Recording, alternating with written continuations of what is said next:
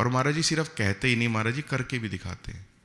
देखो गुरु के प्रति कैसा भाव, महाराज जी सत्संग में सिर्फ सुनाते ही नहीं है, महाराज जी ने करके भी दिखाया। क्या कि महाराज जी जो दीक्षित निकुंज की दीक्षा महाराज जी की हुई है वो सलेमाबाद निम्बार तीर्थ से श्री जी महाराज जी हैं, उनसे हुई है। वर्तमान में जो श्री जी महाराज जी हैं उनसे जो पहले हुए हैं, तो श्री जी महाराज जी से महाराज जी दीक्षित हैं। एक बार श्री जी महाराज जी मथुरा आए तो हमको सूचना मिली कि परशुराम द्वारे में श्री जी महाराज जी आए, तो महाराज जी आप आ जाइए। तो मैं और महाराज जी वहाँ दर्शन करने के लिए गए, वहाँ उनके बड़े अच्छे दर्शन हुए। साथ में सर्वेश्वर भगवान बिल्कुल छोटे से चने के दाने के बराबर छोटे से ठाकुर जी, तो उनको लेंस से दर्शन होते हैं उनके भी ठाकुर के दर्शन किए, अपने दादा गुरु के भी महाराज जी ने अपने गुरु जी के दर्शन किए, वहाँ बैठे प्रसाद पाया। उसके बाद कार्यक्रम ये बना कि महाराज जी श्री जी महाराज जी वृंदावन जा रहे हैं। तो हम लोगों का ऐसा प्रोग्राम था नहीं, तो महाराज कह रहे चलते हैं वृंदावन। हमने कहा ठीक है चलते हैं। तो वहाँ दर्शन करने के लिए वहाँ गए। तो मैंने वैसे ही पूछा, मैं कहा महाराज जी हम कितने समय रुकेंगे? तो बोले श्री जी महाराज जी 2-3 दिन वृंदावन रुकेंगे, मुश्किल से मौका मिलता है तो 2-3 दिन गुरु जी के पास ही रुकते हैं। मैं कहा ठीक है जैसे आपकी आज्ञा। जो श्री जी महाराज जी वहाँ बैठे, हम सब लोग बैठे, सत्संग प्रारंभ हुआ, उन्होंने सबके बारे में पूछना शुरू किया, महाराज जी से परिचित थे ही।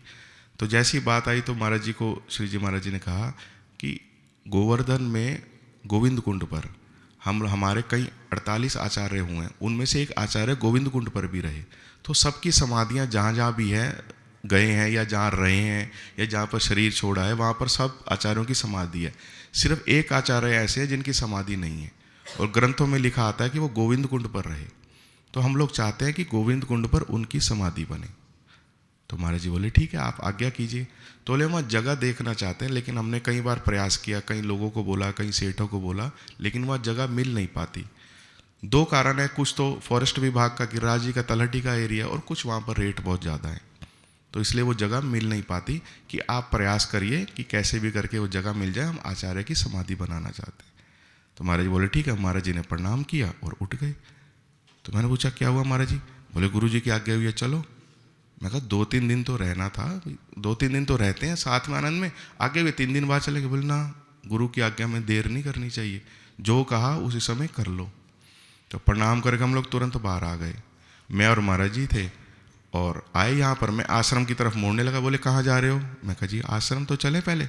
बोले कहा गुरु जी ने कहाँ जाना है, जगह कहाँ देखनी है? मैं कहा जी गोविंद कुंड। बोले चलो। मतलब आश्रम भी नहीं आए, सीधा गोविंद कुंड गए, और दोपहर बाद हो गई थी। तो गोविंद कुंड हम सब लोगों ने वहाँ लोगों से बात की, कम से कम भी 5-6 स्थान देखे। तो जो भी पसंद आए सब देखे, सबका रेट किया। कोई 1 करोड़ की जगह, कोई 1.5 करोड़ की जगह। यहाँ से करीब 15-17 साल पहले की बात है। मतलब सब महंगी महंगी जगहें थी वहाँ पर। कुछ फॉरेस्ट विभाग की थी, वो तो वहाँ बनाने ही नहीं देते। तो सब लोगों से मिलके 5-6 जगह सेलेक्ट कराए। तो वापस आए, महाराज जी कह रहे अब वहाँ फ़ोन करो।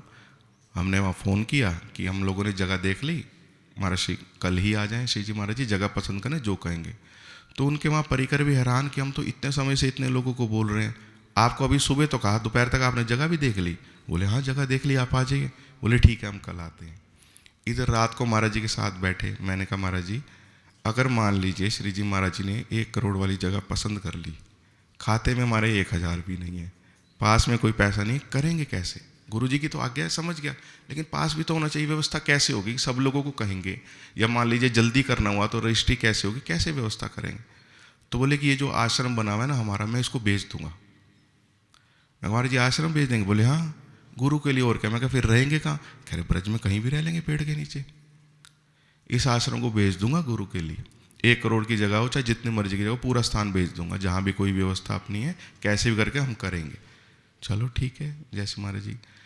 तो सुबह ही श्री जी महाराज जी जब पधारे तो रात रात में ही महाराज जी ने सब जगह फ़ोन कर दिया कि साक्षात राधा रानी आ रही है, सब लोग आ जाओ। क्योंकि गद्दी का ही नाम है श्री जी महाराज राधा रानी, जो भी उस गद्दी पर बैठते हैं उनको राधा रानी का स्वरूप ही मानते हैं। तो अगले दिन श्री जी महाराज जी पधारे, कृपा करके पहले आश्रम आए, सब संतों ने दर्शन किया। महाराज जी ने पूरा सखी स्वरूप का महाराज जी का श्रृंगार किया, वो भी सोने का पूरा, पायल, बिछुए, गले में माला, जो जो भी श्रृंगार होता है पूरा श्रृंगार, और पूरा लाल जोड़ा सखी स्वरूप का, क्योंकि उनका सखी स्वरूप का नाम है युगल प्रिया सखी। हमारे दादा गुरु का सखी रूप कौन, क्या नाम है? युगल प्रिया सखी। तो पूरा महाराज जी ने श्रृंगार किया। उसके बाद वहाँ गए स्थान देखने के लिए। सारे स्थान महाराज जी ने देखे। महाराज जी बोले श्री जी महाराज जी कि मैं जा कर के वापस फिर आप लोगों को बताऊंगा कौन सा स्थान है, सब देख करके चले। प्रसन्न भी बहुत हुए कि इतनी जल्दी एक ही दिन में सब बताया, और स्थान भी देखा और व्यवस्था भी कर रहे हैं और सब कर रहे हैं। तो अगले दिन फिर महाराज जी, श्री जी महाराज जी वापस गए। फिर हमने कई फ़ोन किए तो उन्होंने बोला कि हम लोग क्या कर रहे हैं कि निम्बार्क तीर्थ पर ही, वहीं पर ही सारे आचार्यों की एक ही जगह समाधि बना रहे हैं। तो चलो किसी कारणवश नहीं हो पाया, लेकिन महाराज जी की तो अपनी तरफ से पूरी तैयारी थी। तो मतलब यही बताना चाह रहा हूँ कि महाराज जी सिर्फ कहते ही नहीं, महाराज जी ने करके भी दिखाया है।